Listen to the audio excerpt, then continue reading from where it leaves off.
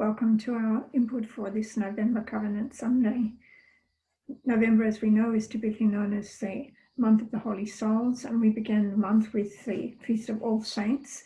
So I guess at this time we are also thinking of our Schoenstatt saints, but all of us as well. St. Paul calls and made us aware that each one of our other saints of God's, whether we're on earth or in heaven, at least hopefully we're striving for that with everyday sanctity. Fr Kentenich's birthday is on the 16th of November, and Sister Amelia, another one of our saints in the making, so to speak, the death anniversary is on the 20th of November. Shirley makes reference to this in the newsletter for this month. So when we are thinking about holiness, sanctity in our Schoenstatt language, we talk about everyday sanctity. And I would like just to share a few thoughts from Father today about how he saw, or when he was speaking to the families in Milwaukee, typically the definition of everyday sanctity was this harmonious relationship between God and work and our fellow men. But to the couples in 1955, he spoke particularly about the work as sanctity. And in today's world with the coronavirus and so on, when there are many people suffering without work, and also many of us who are finding different ways to work and so on, I just thought these few thoughts from Father about work as sanctity might be helpful for us. We obviously can't spend the whole time on the whole treatise of everyday sanctity, which Father gave. It would be far too long for the time at our disposal today. So what did Father say in 1955 to the couples? He said, work is the participation and sharing in God's creative and distributive activity. It is a sharing in God's work of love. Very interesting to reflect on. So firstly, he said work is sharing in God's creative activity. And he continued with the couples, by putting myself into my work, I give something of myself. A creator cannot help but create. For example, if an artist makes something for his wife, he gives himself along with his artwork. Many people are sick today because of our modern economic system, which has eliminated creative work. I think we can say that even more today than it might have been in 1955. People today have been turned into makers and not creators. So if work becomes routine mechanical activity without an opportunity to create and participate in God's creative activity, man can become sick. And so we must show man how he can become creator in spite of his mechanical work. Challenge for us to think about.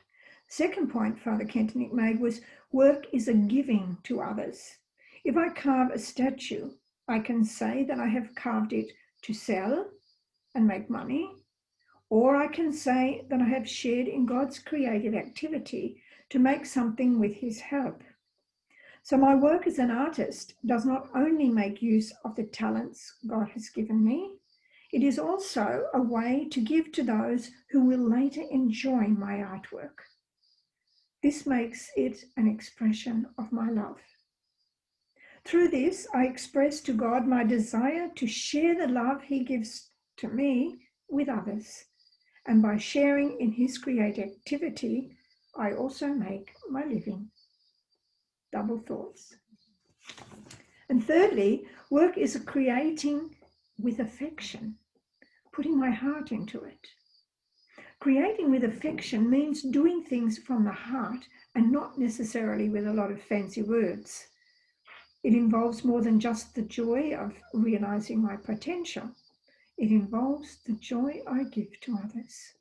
For example, a husband may wish to give his wife a special joy at the birth of their baby and surprises her with a work of art. While working on it, he thinks of how much she will enjoy it. His affection is part of his work, and every stroke he makes is an act of love for his wife. When an artist paints a picture for his wife, he puts his heart into it. But when he paints a picture to sell, He can only say he is doing this work for a certain amount of money.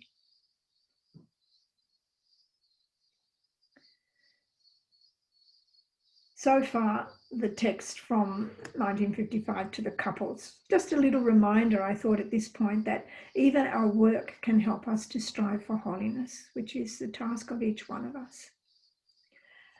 I'd just like to continue with reminding or mentioning, of course, for those who've been following the Covenant Sundays, that the last 3 Covenant Sundays, we've had witnesses from various branches, family branch, women's branch, and also members of our Australian Schoenstatt family about the covenant. That was last month in October.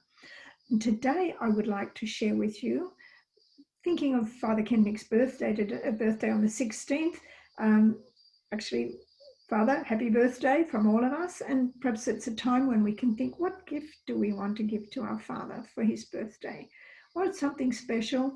He always liked to give gifts and encourage us also to give gifts. To perhaps, I think, something that would especially give him joy would be what we bring to the Blessed Mother as our contribution to the capital of grace. But that's up to each one of you.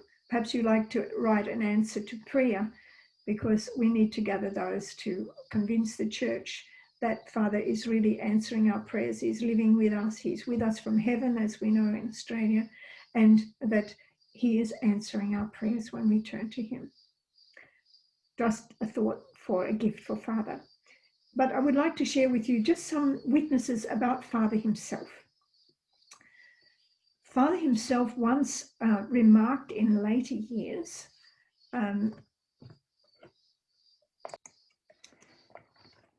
he said, by their very nature, some people are so supernatural that even as children, merely natural things do not appeal to them. They long to reach out directly to the eternal, to the infinite. I can admit, he said, that this was also true of my personal life story. This secret longing could not be satisfied by anything. The most deeply personal part of my love was something I could not give to anyone but God.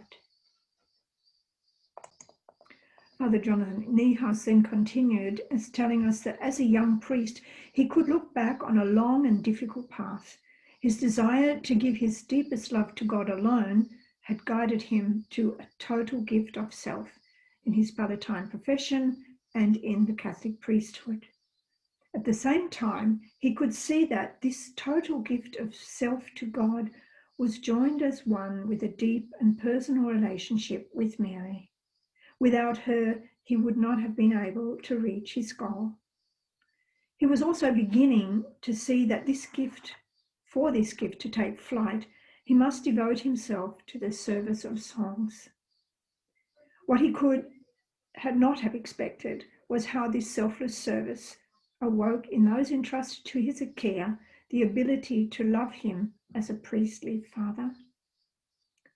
This picture that we see is from Father Boll, who visited Father Kentenich in Milwaukee.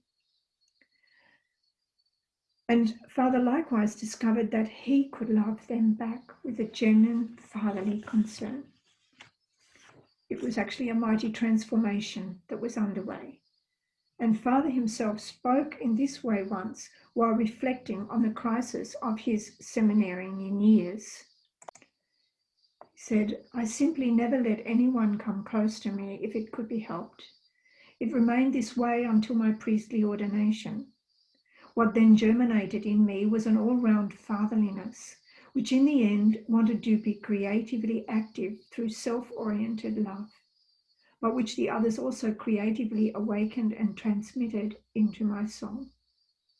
I almost want to say that the entire power of love that was alive in me, untilled, was transformed into fatherly love, irrigating widest stretches of available soil without the least loss of interior or exterior untouchedness. That's the end of the quote.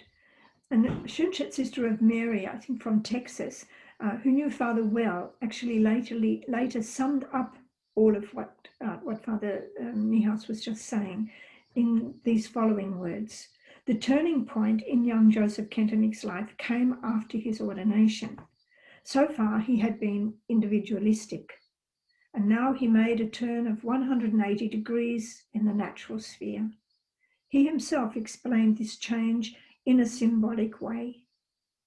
Before, he had had no chance to display the power of love. His love as a child had not found the right channels, nor had he developed for his friends or a love for his friends or his teachers. But the power of love was there because he was so close to God, and God is love. And so this love stirred up in his soul. He also had a deep devotion to the Blessed Mother. The supernatural world was closer to him than the natural world. His inner contact with the Mother of God carried him through the years of his loneliness. And when he was ordained, his heart became an overflowing dam. His students experienced his paternal love, a deeper and warmer than the love they found at home with father and mother. And this, the sister said, remained characteristic in an ever-growing measure until the end of his life. He could give love and security to thousands of people. And now I'd like to share a testimony from a father in Milwaukee who tells of a time when he visited Fr Kentenich, bringing some of his children. And he said, Father greeted each one personally and had some fun with each one. Then he left the room and came back from the kitchen with things to eat, bread, some form of bakery, and gave them to the children. Then he disappeared again and brought more, hiding some things under his habit, fruit, sweets, etc., which he placed on their head and asked them to guess what it was. From the outside, his room was made of grey bricks, had 2 windows and some stairs. But inside, I found warmth, wood, gold, books, and my father. His father continues his testimony. Fr Kentenich understood every need like a father. He made my worries his own and was always ready to help me. His understanding and his empathy for a mother impressed me very much and helped me cope with my challenges. It seems like he could see right through me and completely understand me. When we got to know someone more closely, the moment will eventually come. What happens when the other sees my mistakes, shortcomings, and bad habits? Will he still accept me then, the way I am, with all my limitations? And that is exactly how it was. I could make the experience with our Father. There was nothing in the world that could diminish his respect and kind love for the others. It even seemed that his love increased when he discovered one's limitations and mistakes.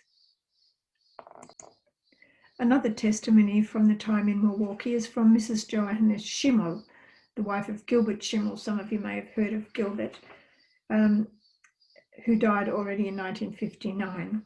But Mrs. Schimmel goes on to share how she was touched by Father's priestly service. She said, "We often stood in line in order to see him. No one seemed to mind waiting. There never seemed to be any unhappy people coming from his room. They were very serious-looking faces waiting outside the door. It was like standing in line to go to confession. Everyone was quiet and respectful. Then when you entered his room, he always asked you to be seated and talked to you as if you were the only one who had come to see him, and he had all day or all evening to visit with you. He had probably just talked with 10 or so people before you came in, but you would never know it. He was kind, happy and calm, and that made all our worries turn to joys with his blessing. What touched me so deeply is that he came to our house shortly before my husband died, a matter of only a few hours. Father could say goodbye to him before my husband left this earth. His visits comforted my husband so very much. And I felt an inner security just to be near him, because he seemed to radiate a holiness found in no other person I ever met or knew. Some of you may be familiar with this particular picture of our Father. It's at Lake Michigan, and he often went there with visitors with him and so on. And one day he was there, and he was watching the young men with him skipping stones into the lake. And after a time, one of them asked him if he wouldn't like to have a go. And so he did. We can see him doing that. This very natural, supernatural person joining in with the fun and the joy of the others. And at the end of it, he said, success. His stone had skipped 3 times. So just a little bit of joy there in our looking at Father. And what sort of a person was he? This person who would have been 135 years if he'd lived that long, on the 16th of November. My idea of sharing with you some stories from Father, there are so many, is just simply to get to know him. We cannot love somebody and be in covenant with him, with Our Lady and in the shrine, if we don't know the person that belongs to it. I think in our own families, for example, when we want to hear about our great-grandparents or our great-grandparents and so on who we've never met, we listen to the stories of our parents or uncles and aunts. And in this way, listening to people about how Father was for them gives us a little bit of a picture. This last story that I'd like to share with you is from a women of the ladies of Schönstatt. It is from the time when Father was back from exile. He was in Germany, and she relates that on a Saturday afternoon, Father was with the ladies of Schönstatt in Haus Regina, and he was having his afternoon tea, and I had something to report to him, she said. I went and told him what needed to be said, and wanted to go again. But Father said I should stay.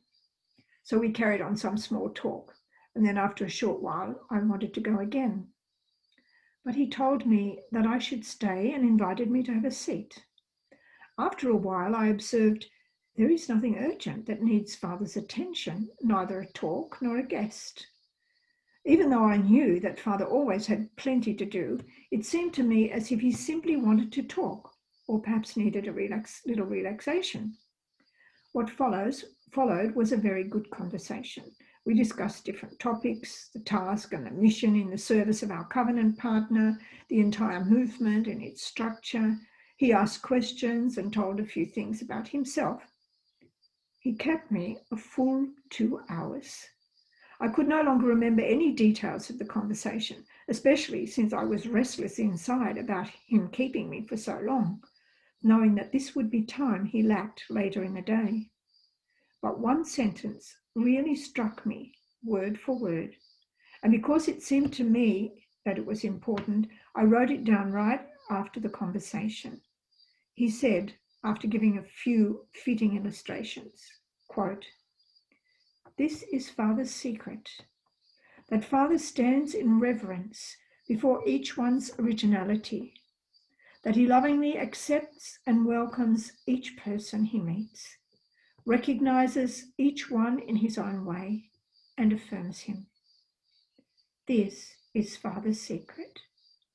End of quote. And the Lady of Schönstatt goes on to say, "The truth of this saying is verified by all who met Father, spoke with him, and worked with him. They experienced how this attitude of reverence and love towards each person was an expression of his love for God and the Blessed Mother. The truth of this saying is verified by all who met Father, spoke with him, and worked with him. They experienced how this attitude of reverence and love towards each person was an expression of his love for God and for the Blessed Mother." So I could go on all afternoon sharing with you different stories of our Father, but time is short and running out. I can only encourage you once more and once again to think about what gift we can bring to Father Kentenich for his birthday, to give him joy. And with him now, and we want to renew our covenant on this covenant day. So we can turn to the Blessed Mother and pray together.